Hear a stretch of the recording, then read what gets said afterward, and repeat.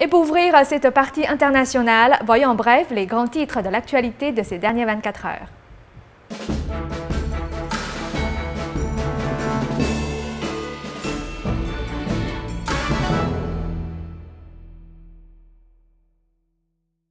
Le séisme qui a frappé la région mardi matin a fait 16 morts, 1 disparu et 350 blessés.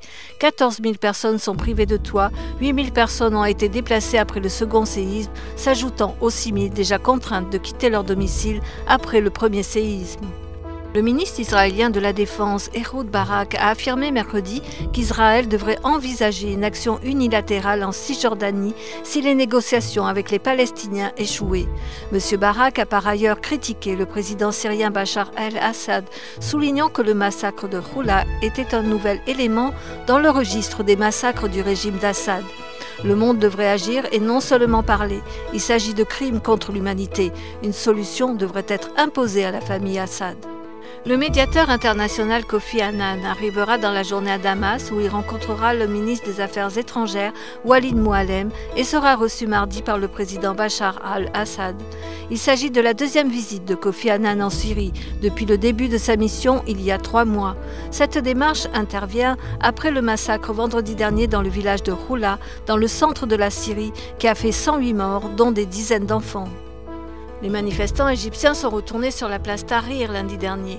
L'annonce des résultats du premier tour des élections présidentielles n'est certes pas à leur goût. La confirmation d'une finale entre l'ancien Premier ministre Ahmed Shafik et le candidat des frères musulmans Mohamed Morsi suscite en effet la colère des activistes qui ont contribué à chasser Hosni Moubarak du pouvoir.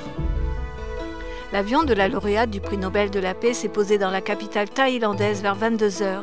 Aung San Suu Kyi, âgée de 66 ans, rencontrera la première ministre thaïlandaise Yingluck Shinawatra à une date encore non précisée. La lauréate du prix Nobel est arrivée à Bangkok mardi. Elle a prévu de donner un discours vendredi 1er juin au Forum économique mondial dans la capitale. L'équipe néo-zélandaise du yacht Camper a eu vraiment de la chance ce mardi. À 20 nœuds dans la course du Volvo Océan, la collision avec une baleine a été évitée de justesse. Le skipper espagnol Roberto Bermúdez a su prendre de bonnes mesures. 500 000 nautiques restent encore à parcourir. La baleine qui se situait à l'avant du bateau les a obligés à changer de cap plusieurs fois, leur faisant prendre un retard conséquent.